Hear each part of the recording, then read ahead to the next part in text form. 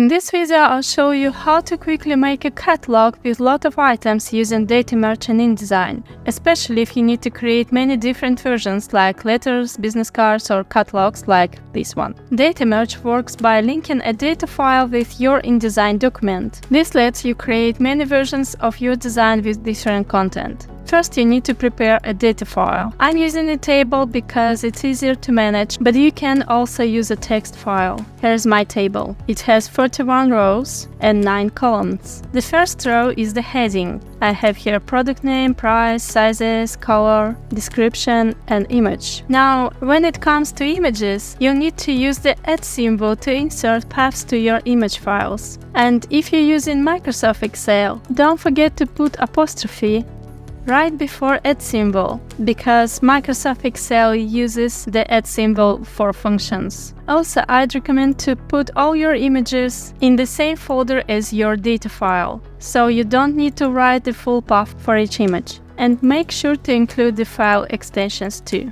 Keep in mind that some characters might not show up correctly during the merge. For example, I wanted to use a bullet as a separator in product names, but it didn't work, so I used the simple hyphen instead. Also, make sure there are no empty rows and columns or you'll get an error. Once your data is ready, save the table as a CSV file, which stands for comma-separated values. Here you can see all my images and the data file in the same folder. Next, let's jump into InDesign. To open the Data Merge panel, go to Window, Utilities, and choose Data Merge. Mine is already open right here. Now I can go to Submenu on the right and select Data Source. Pick the CSV file and hit Open. You see the names of all columns appear here. And if you update anything in your data file, you can click Update Data Source right here. I've already set up a template that will be used for all the products in my table. I made text frames for the product name, description, colors, sizes, price, and image. I also assigned paragraph styles for each one, so I can easily change the styles after importing the products. Now I'll place my mouse cursor where I want the data to go and click on the data field. Or I can drag and drop it. And for colors and for sizes. Size 3, size 4, size 5. I wrote the pound sign myself because it sometimes doesn't import correctly. And last, an image. Now you can see the text frames for the sizes are showing errors because they are too small to fit size 1, size 2, size 3. But that's okay, it will fit just fine once the data is added. Next, I'll go to the right menu to set up an image import option.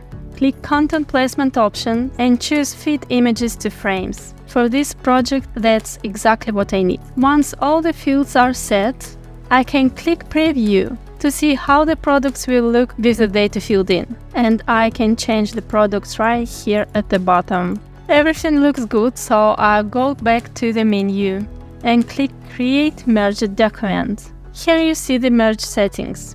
I can choose records to merge, in my case all records, and choosing between single record or multiple records. The single record puts each product on its own page, while multiple records lets you place several products on one page. And this is what I need right now. And you can click Preview to see how the products will be arranged. Next, I go to Multiple Records Layout, where I can adjust the number of products on one page and the spacing between them. Here's my margins to the whole document. I'll leave them as they are for now. Below you see Layout of Records. Here you can choose how the template repeats, either row by row or column by column. In my case, I designed the product in a row, so I choose row first. And I can adjust the spacing between them. And it's okay. There's also a tab option for image settings, where you can see real-time changes for your images. and I don't need to change it. Everything is set up, so I click OK, and InDesign tells me that there is no overset text in my file. You can see that all products moved a little bit to the right. It's because this frame, I can show you. You can see that it's go out of margins, so now it's inside the margin box, but everything is moved to the right, so you can keep that in mind for your designs. So, all 40 items are laid out across 10 pages, and you can see some empty frames left over across all pages, because some products don't have all 5 sizes. I could delete them one at a time, but I prefer to use a script. To do this, I'll open my script panel, which you can find in Window, Utilities and Scripts. I have 2 scripts here. One removes all empty lines from the file, and the other deletes empty text frames. These frames might look empty, but there is something hidden in them after the data import, and I can delete them right away. You can see the script is not working. So I'll first clean up the frames and then delete them. I also wanted to replace the hyphen with a bullet. I'll do that using Find Change panel. You can click Command F or go to Edit and Find Change. I'll search for space, hyphen, space, and replace it with space, bullet, space for whole document. I'm adding spaces to make sure that hyphen in Celcaiano doesn't get replaced too. And I'll click Change All. I don't like how the bullet is sitting higher than the visual center. It's just a little, but I don't like it, so I'll fix it with character styles. Again, press Command F. I want to find all bullets and assign it a character style. Since I don't have a style yet, I create a new one and call it Bullet Baseline. I go to Advanced Character Format and set the base shift to -1. Click OK, one more OK, and apply Find Change for all products. Now all the bullets have the character style applied, and I can adjust them as I need it. For example, I can change the color. Since I saved styles for each element, I can now tweak them all. Let's change the brand name to bold. I go to Paragraph Styles, right-click on product name and select Edit Product Name. Go to Drop Caps and Nested Styles and create a new one. I also need to create a new character style, bold. Press OK and one more OK. So you can see now all brands are bold.